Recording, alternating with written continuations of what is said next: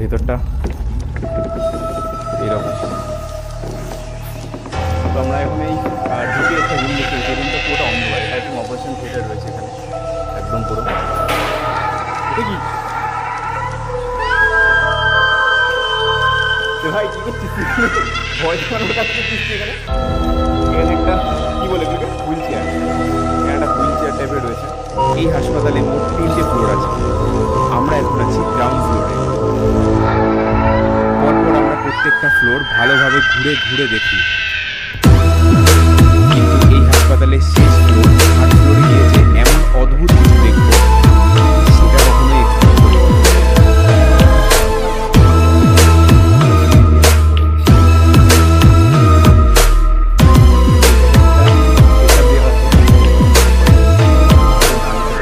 এটাকে ক্রস করে যেতে হবে।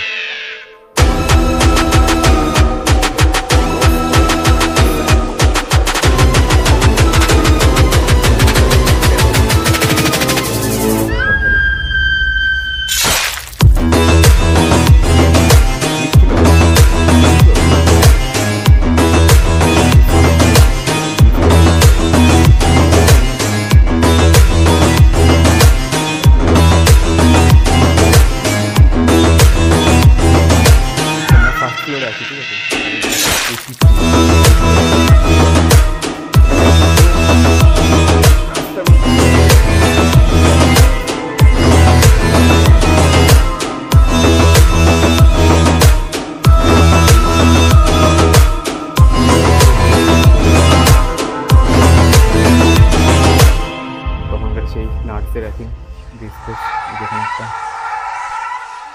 আলমারি রয়েছে, সব পুরোনো।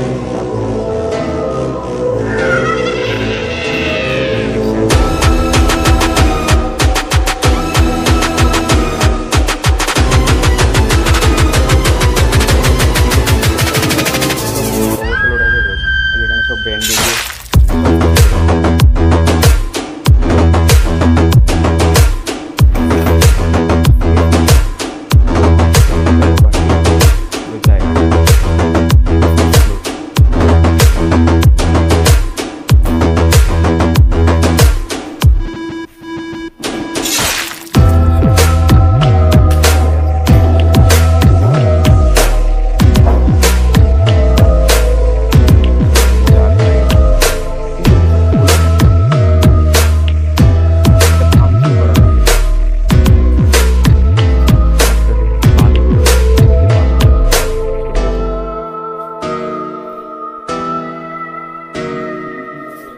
মেশিনপত্র।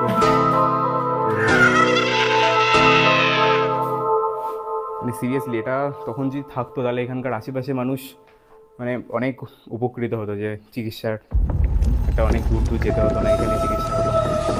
যেটা এখানে একটা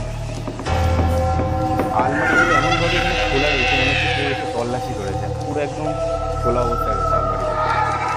কেমন একদম খুলে একদম পুরো ঘুরে দেখেছে ভিতরে কী রকম।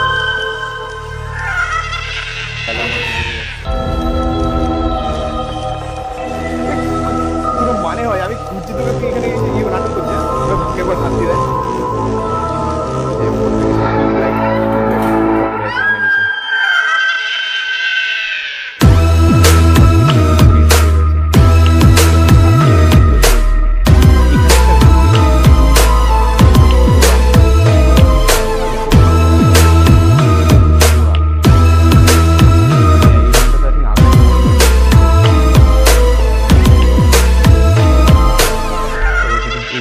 ঢোকা যাবে না, এই সামনের দিকটাতে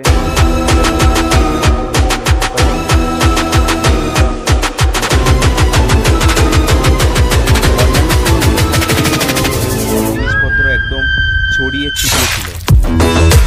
এই রুমটার ভিতরে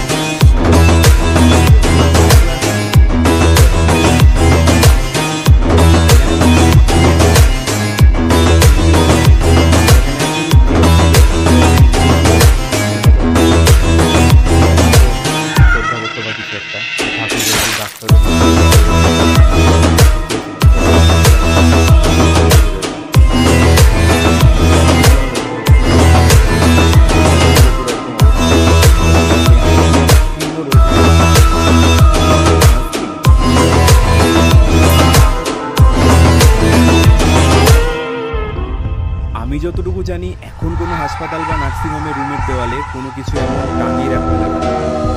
কিন্তু তখন কি সত্যি এসব ফটো বা কিছু আটকে রাখতে দিত, নাকি অন্য কোনো কারণের জন্য এখানে এসে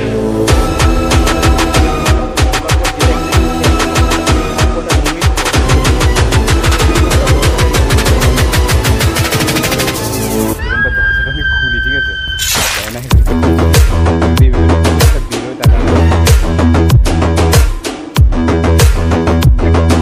পুরো মানে হয় এখানে নাটক করছে।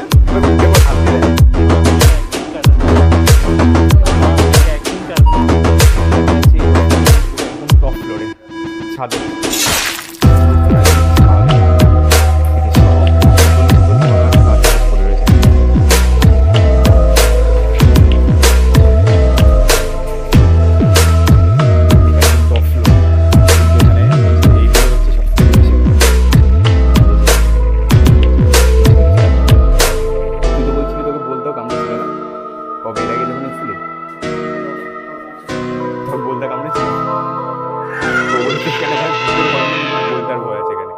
আর এখানে একটা বড় একটা মেশিন রয়েছে।